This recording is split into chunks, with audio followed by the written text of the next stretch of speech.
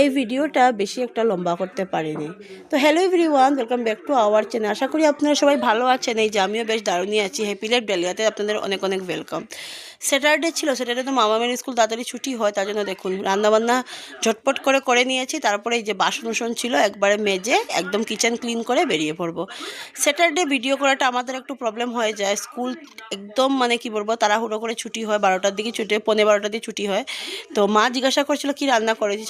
আমি ওই এক তরকারি করেছি, মাছ দিয়ে আলু দিয়ে করেছি। আর মা তো আমাকে সত্যি কথা বলতে কি মা কোনো সময় এই জিনিসটা জিজ্ঞাসা করে না যে কী রান্না করেছি। মা শুধু একটাই বলবে তুই একটা পদ করে নে, কারণ মামামের জন্য বা যদি খরচ তো করা, যদি বলি করবো না তাতে আরও ভালো, আমি দিয়ে দেবো 2-3 পদ। ওরকমই হয় না মাদের ইয়ে। কোনো সময় এটাও এসে জিজ্ঞাসা করে না যে তুই কি কয় পদ রান্না করেছিস বা কিছু, সবসময় বলবে তুই এক পদই কর, কারণ এমনিতেই গ্যাসের খুব দাম, বেশি একটা পদ করবার দরকার নেই। আমার বউ সবসময় এটাই বলে যে দেখো যাই হোক না, নাহলে আমি খাই কিন্তু 3-4 পদ দিয়ে। কোনো সময় আমি করি, মা সবসময় আমাকে মানাই করে, মা দিদা বাবা সবসময় মানাই করে। আচ্ছা যাই হোক না কেন, আর বলছি না ওগুলো। তো এই যে বাসনগুলো মেজে নিচ্ছি, মেজে তারপরে মামামকে আনবো। তা পুজোটা আর কি ইয়ে করবো, মামামকে নিয়ে এসে তারপরে দেবো। রান্নাটা করে রাখলে কি হয়, মেয়ে যদি খেতেও চায় খেয়ে দিতে পারি। মেয়েকে আমি স্কুল যদি তাড়াতাড়ি ছুটি হয়ে চলে আসে বা বন্ধ থাকে 1:30-2টোর ভিতরে খাইয়ে দিই। আর স্কুল থাকলে তো আলাদা ব্যাপার, এটা লেট হয়, কিন্তু কোনো সময় এরকম করি না।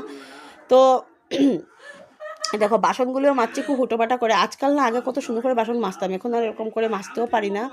আর মানে কি বলবো, এত শক্তি লাগিয়ে মাজতে পারি না, ভালোই কিন্তু লাগে না বাসনগুলো একটু পরিষ্কার থাকলে। কিন্তু এখন মনে করি দূর আর পারা যায় না, সত্যি কথা বলতে কি সব দিক সামনে না।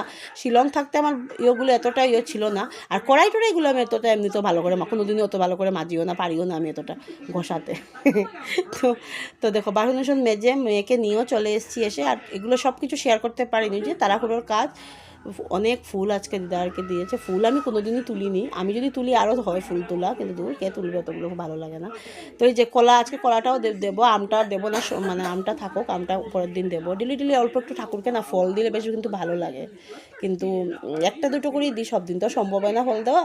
তো এই যে পুজো দিয়ে দিয়েছি। আজকে এই ধুত্রটা ওই ধুত্রটা ফুটেনি, এই ধুত্রগুলো এখন ফুটছে।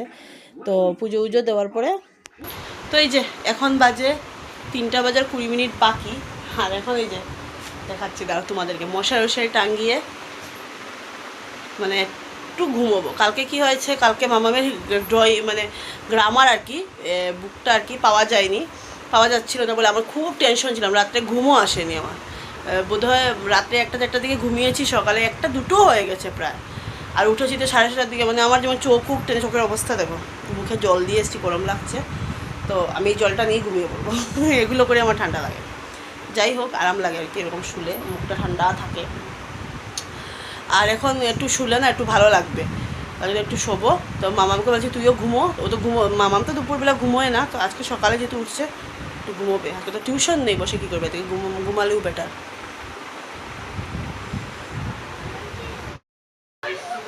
গুড ইভিনিং, এখন 7:10 বাকি, ঘুমিয়ে তো ছিলাম। সাউন্ড কোয়ালিটি বেরোয়। এখন মামামকে দিলাম মিল্ক কমপ্লেক্স দিলাম, আমিও চা নিয়ে বসেছি।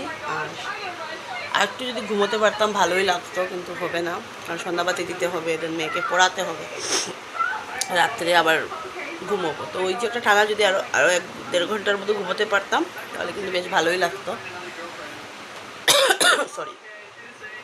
এখন চাটা খেয়ে তারপরে আবার পড়তে বসাবো। বানিয়েছি না, ভালো হয়নি চাটা, ভালো হয়নি কারণ বলছি এমনি তো আমি চিনি কমই খাই, এত বেশি চিনি দিই না, কিন্তু একটু লিকার আর একটু দুধ হলে ভালো হতো। লিকারটা একটু হলে ভালো, লিকার কম হয়ে গেছে।